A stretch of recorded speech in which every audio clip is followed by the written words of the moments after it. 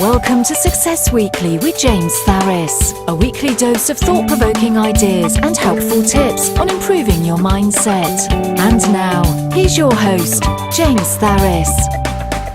Hello and welcome to another episode of Success Weekly. I'm your host, James Tharris, and yes, I've been a little lax again getting my podcasts out on a timely basis, and I apologize for that, but I've been quite the busy little beaver. Where are we at today? It's October 19th, 2017, and I have just been doing a blitz for this entire week here. Yes, that makes 4 days in a row now. Just working on our website and Facebook presence, I guess, an online presence, because we've had a lot of slowdown in some of the pipeline, what we call it, the people calling and contacting the business who are finding us online. We've had some difficulty with our Facebook page recently, and so I decided to, instead of sit around and wait and see what happens, to get busy and be proactive about our business. That's it's one of the keys to success, is being proactive. And, some people sit back and wonder what happened, and other people go out and make things happen, and I hope you're one of the latter. If you're not, just change today and get started moving in that direction. So that's what I've been doing. I'm excited about what's been going on this week, and we just came off of last weekend. We had a anti-bully seminar with a good friend of mine, John Graydon, Master John Graydon, who I've interviewed on the show before. It didn't turn out as busy as we had liked for it to turn out, but we did have a healthy little group, and everyone that was here, I'm absolutely certain, left with some fantastic information and some action steps. Some of the things that he discussed at the seminar were things I hadn't heard before. And he actually gave some examples of how to kind of build a file, as it were, for the incidences that go on, where basically you can, if your child is getting bullied at school, you would put together like a case history file, and with dates and incidents and names and situations and things, so that you would have an entire case to bring up with the school board if they weren't going to do anything about it. So that was one of those really aha moments I think for everybody, including myself. So that was great.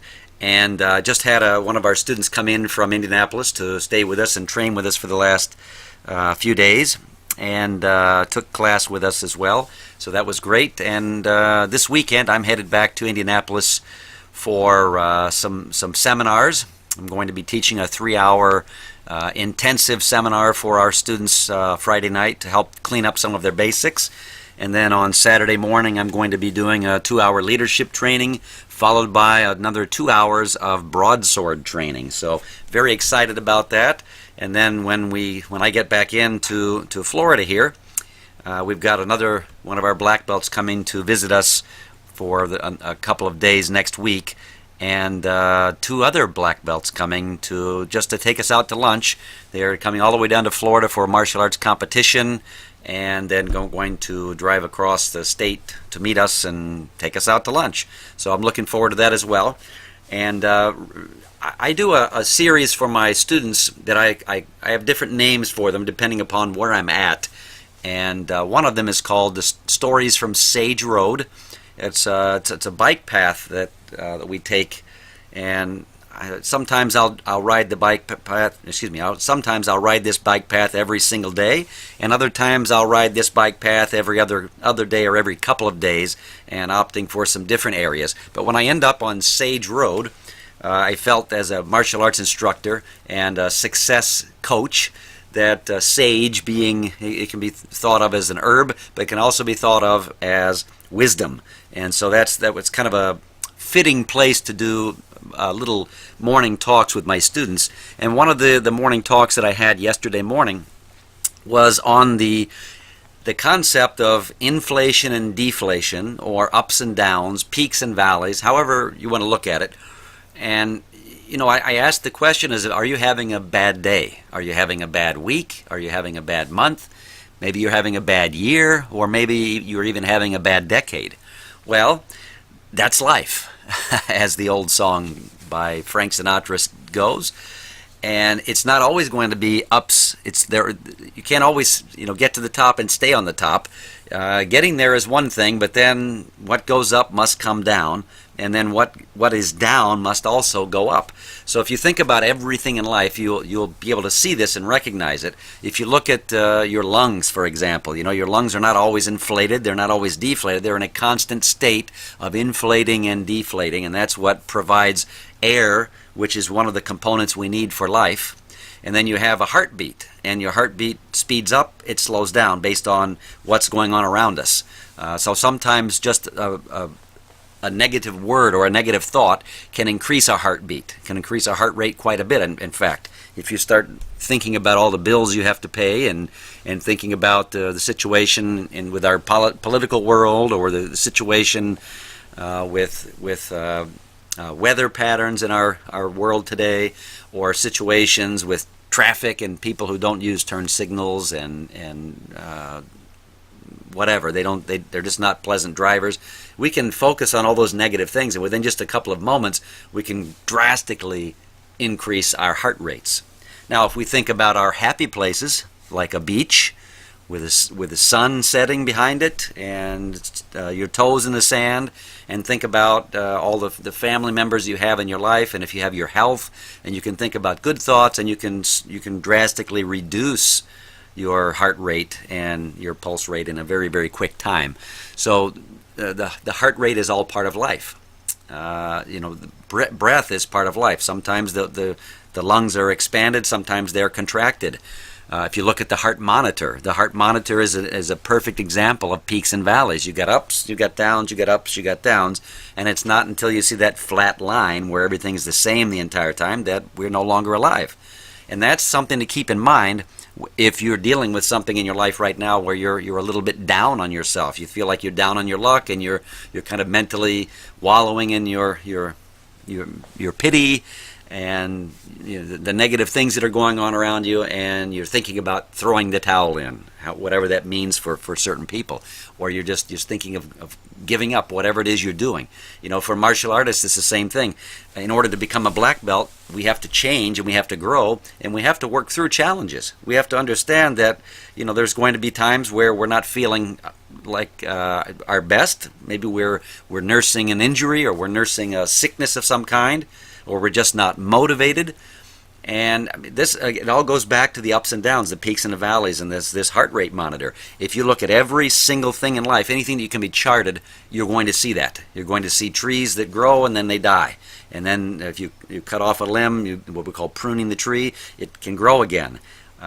Some animals have the characteristics where they can get their tail cut off and grow a new one.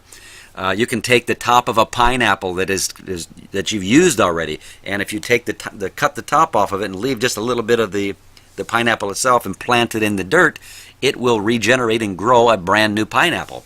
And I'm here to tell you that your life is the same way. If you just focus on the small positive things, and maybe for you right now you can't find anything positive. You're looking around and you're not healthy. You don't have any money coming in. You're not happy with your life. You're not happy with certain elements of your life. You're not happy with who you are as a person, whatever it is. People are bullying you and picking on you and belittling you and just making your life miserable. Maybe that's where you're at in life. If you just cling to the smallest little thing and cut out some of the negative things from your life, it will come back. Things will get better again. I'm sure that if you look back on your life, you're going to see this pattern unfolded, or has been unfolding your entire life. There were times where you're in a growth pattern. When we're younger, and we're let's say between the ages of 13 and 30. I mean, that's where we're kind of in our biggest growth spurts, and we're growing, we're getting bigger, we're getting stronger, we're getting smarter. The future holds all these possibilities. We're thinking about college, we're thinking about marriage, we're thinking about owning a business or getting a good paying job or whatever it is. And so you get all these possibilities, and then right around 30 years old, things start to slow down. Our bodies start to change, and every decade it gets more and more severe. So that can be a depressing thought in itself. But if you look at the beauty of growing up and growing older, I mean, there's a lot of things that we get just by living longer that we don't get up front, and you can't get them, and that's life experience. So understand that if you're in a funk, if you're in a valley, that's a place where you're going to learn. Most of the successes I've had when I'm on the top of the world in my little world, whatever that top. Let's say when I finally won my first Grand Champion trophy, when I finally got it, I couldn't tell you exactly why I won. I mean, I had some ideas, but I couldn't tell you exactly why I was able to win the Grand Championship that day. And in fact, I think it was my very first one. I kind of doubted why I was even selected for it. Why did I even win it? Same thing when I earned my first degree black belt. I questioned whether or not I really earned it and deserved it, or whether it was given to me and undeservedly. And those were negative thought patterns. Of course I deserved it. I worked hard for it. I spent a long time. It took me 9 years to reach the level where I could test for my black belt and pass it. So yes, of course I deserved it. But there was that little voice in the back of my head that was kind of saying, "Hey, buddy, you could have done a lot better, and you really don't deserve this." And so I'm going to put this question in your mind. But the other side of it is, yes, of course I deserved it. Could I have been better? Could I have done more? Absolutely. But I believe that I did enough to earn that black belt. But that little question in my back of my mind where I was thinking, did I deserve this? That's what drove me to want to be better and want to work harder and really feel like I owned it. And guess what? I'm now a 6th degree black belt, and I'm preparing for my 7th degree black belt test sometime soon. My grandmaster wants me to do it in January, but honestly, I don't feel like I'm ready for it yet. I don't have, down here in Florida, I don't have anybody that I can really train with currently. I do have some adult students, but they're not ready for what I need to have as a training partner. So there's that. See, so I can always paint things in a negative frame, or I can look at them positively and say, you know what? I'll get ready when I get ready, but I definitely want that to happen someday. So I've got my goals in front of me, and that's what's going to keep pushing me forward in that direction. And with my tournament, that when I took the my first Grand Champion trophy, same thought process I had. Wow, I really worked hard, but I'm not sure I deserved this. And was this something because I knew a couple of the masters and grandmasters who were judging that day? Were they just being politically kind to me and giving me the win because I was from their school or whatever, or their organization? So you can look at it like that. But I'll tell you what, the times that I lost in competition, the times that I failed in business, and I've failed, believe me, I've failed a lot. I've failed big time. Those are the times that I learned the most. When I'm down in those valleys and I'm questioning how long can I keep doing this? Where's my motivation? I'm not motivated. I'm not excited about things.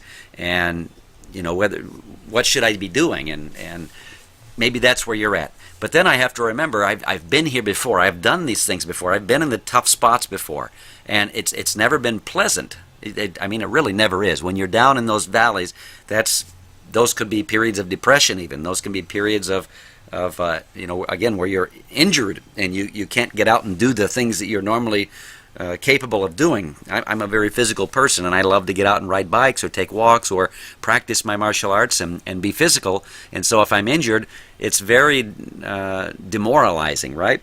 So I get that. And that's the time, though, if you're having, let's say when I was injured, instead of saying, oh, I guess I'm just not going to do martial arts anymore, back in 1991, I had surgery on my right heel. I had a heel spur on the very back of my heel, not underneath, on the back of it. And it made it very painful to walk, made it very painful to stand, and I had to get surgery on it. And I was supposed to stay off of it for a period of about 2 months. I ended up staying off of it for a period of about 2 days, and I went right back into my martial arts school and sat on a chair with a crutch that got me to the chair and watched classes, and I would practice what I could from the chair. I would practice. I even was given permission by my master instructor to bring my chair onto the floor in the back of the room so I could practice forms, which are katas or basic martial arts patterns, with the school, with the students. But obviously there were certain things I couldn't do. I had to use my imagination when it came time for the turns, and some of the techniques that involved kicks or stances, I just didn't do them. But I did everything else, and I was absorbing whatever I could, even though I couldn't stand on my feet and do what everybody else was doing. And I believe that's what led me to my successes in competition was not just the actions that I was taking, but the thought processes of getting whatever I could with what I could, doing the best that I could do with whatever it was I could do. And again, being proactive in my development and growth so that I always had a little knot tied in to the end of that rope so that I wouldn't completely slip off to that end of that rope. And maybe, again, that might be where you're at. You might be having a bad day. Guess what? The bad day is the valley. Guess what? Today's Thursday, so tomorrow morning is Friday morning, and what do they say about Fridays? TGIF, right? Well, that's a new start. It's a new day. It's an opportunity to reset your thinking and your some of your habits or some of the results you got from today. If you want to start over, it's like a blank sheet of paper, blank slate. And then if that doesn't work, you've got Monday to look forward to, and that's the beginning of a new week. So it's a new start, and you wouldn't believe. In fact, I know you would believe because you've been through this before. But you need somebody to remind you these occasionally. But sometimes people don't believe how much things can change overnight, or how things can change in the course of just 7 days. You might have had 7 days of just miserableness, if that's even a word.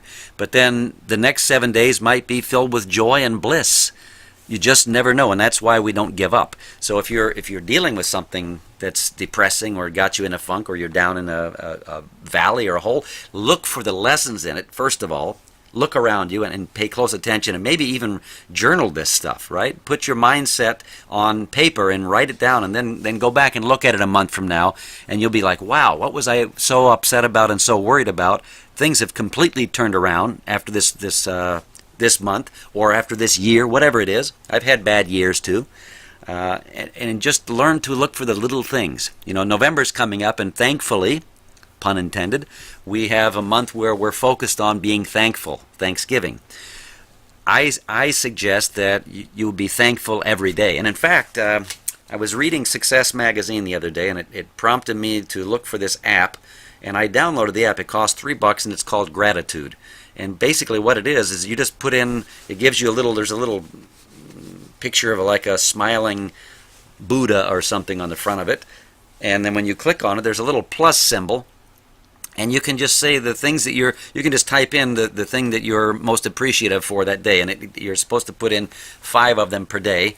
And then at the end of a week or end of the month, you look back, especially if you're not having a great time and you're not feeling good, look back at the things that you have gratitude for, because that retrains your thought processes. It puts your mindset on a different wavelength, on a different wavelength, I guess is the best word for it, and gets you thinking more positively.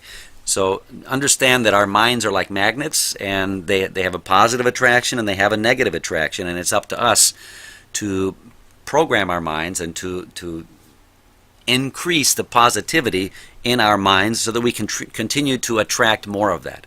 Do you ever notice that when it rains, it pours? You ever notice that? And that's metaphorically speaking here. In your life, do you ever notice that you make a mistake and you bite your lip, and then what usually happens right after that for the rest of the day or the rest of the couple days, right? You continue to bite your lip more and more, and that just makes you angrier. And then maybe the next time you bite your lip, it hurts so much that you hit your fist against the wall. Now your fist is hurting, and then you stub your toe against the corner of something, and that hurts. And then another bill comes in the mail that was unexpected, and your child comes home crying, or you get an F on a report card, or your boss gives you some bad news, or reduces your schedule, or reduces your pay, or whatever. It's just like a snowball effect. A lot of bad things kind of snowball together. But then when you get into a good mood, it's like nothing affects you, nothing bad. Everything bad bounces off of you, and you attract more and more good things.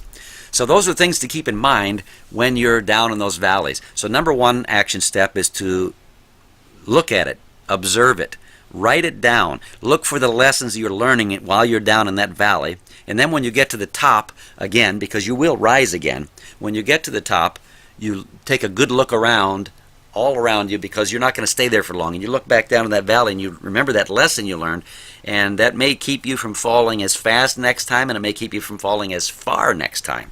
So that's my message today for you, is that everything is like that. Every chart, if you look at it, it's never a straight line. When it's a straight line, it's dead, right? There's no maintaining anything. It's either you're getting better or you're getting worse, or you're learning something when you're down in the valley, or you're utilizing what you learn, and the lessons that you learned are like stepping stones up to the next peak. And then when you get to the top of that, of course, you're going to come down a little bit, and then you're going to rise back up again. That's what dieting is, right? I mean, we go on a diet to lose some pounds. We lose the pounds, and then as a celebration, we start eating again. We gain the pounds, and maybe we gain some more pounds back, and then we get to the point where we're sick and tired of it. We're fed up again, and we go back on our diet, and we start moving ahead and moving forward again. And what we really have to do instead of doing these yo-yo diets is learn how to make habits, change our habits, change our thoughts. That's what this podcast is all about, is getting you to think on a different wavelength, getting you to think a little on a higher wavelength, or getting you to think a little bit differently than maybe you've ever thought before, and view things maybe a little differently than you've ever viewed them before. And so I hope that my podcast is not the only one you're listening to. There are lots of great podcasts out there. In fact, Success Magazine, which I just mentioned, has a great podcast. Tim Ferriss is another great podcast person, and there are podcasts out there by the thousands, and there are males doing them, females doing them, older people doing them, younger people doing them, very successful people doing them, ultra successful people doing them, and maybe not as successful people doing them. You have to find what kind of scratches your itch, and that's why it's kind of good to listen to a variety of different podcasts. And there are some that are funny podcasts. They're completely done by comedians and humorous type of people, and they're a great way to kind of relax and take your mind off of the negative things going on. So, if you're the first thing I'd say is, if you're in a negative mood, is to turn the news off and stop watching it. Are there things happening in our world that are important? Absolutely. But do you need to know every single detail about every single one of them? No, because if you do that, you're going to be in a negative mood a lot more often, because there's a lot more negative going on in our world that's being reported than positive. There's just as much positive. There are just as many positive things happening around us, but they're not getting reported as well, because we are, by human nature, we are drawn towards negativity. And if you don't think so, the next time you see a car accident or something that's kept you in traffic for a while, you know what's going to happen. You can't resist it to look over there when it's your turn to go past there. Now, I always try to resist the urge and go past there, but I usually do look in my rearview mirror very quickly to see if I can catch a glimpse of what happened there. But usually when I see a problem up there, I don't need to see the car wreck. I've seen enough of those on TV and in movies to not worry about it, and I just blitz right through there. But again, my curiosity does take over sometimes, and I try to catch it on the way through, but I don't slow down to make sure that I see it. If I see it, great. If I don't see it, even better, right? Because that's protecting my mind. The last thing I need to see is somebody's car crunched up and with the possibility that they're still in the car. I don't need to see that. It's a terrible thing that's happening, and I feel for them, but the more I see that, the more I focus on that, and the more it affects my ability to be in a good mood, which then, as a martial arts instructor, my job is to make sure that I'm in a good mood and I'm ready to take the stresses from my students and provide them with a great, kind of like a mini vacation as they're training in my martial arts school, to take their mind off of their everyday problems and put their minds onto self-development, self-improvement, personal development, character development, becoming a better person, and hanging out with a group of people who are all in the same situation. We're all trying to escape what's going on in our day-to-day lives, and we're all joining together in like a club fashion, and there's no negativity allowed.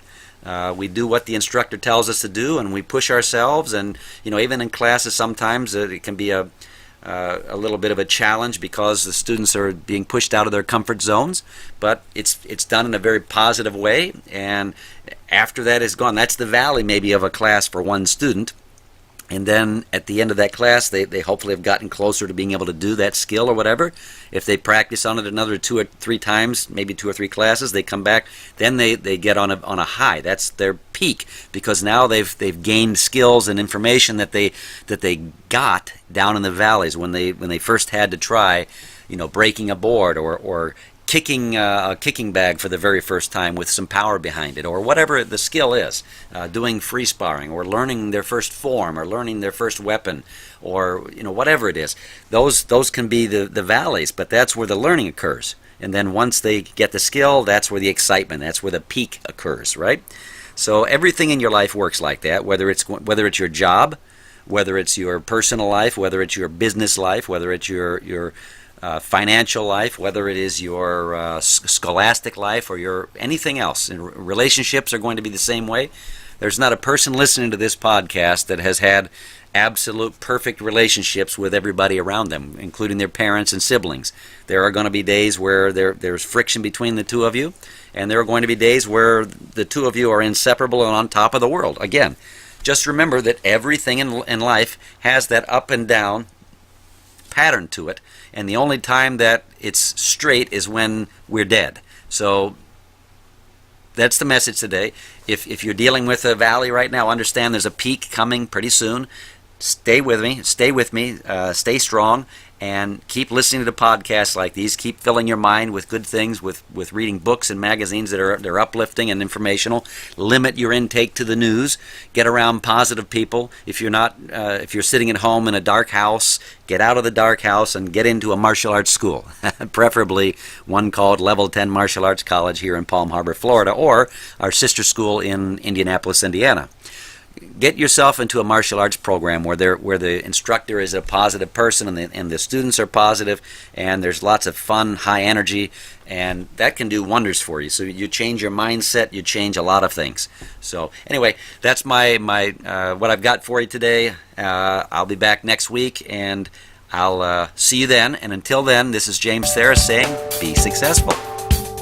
That's all for this week. Tune in next week for another episode of Success Weekly. Do you have an idea you'd like James to talk about in an upcoming episode? Post your comments and be sure to share this podcast with friends.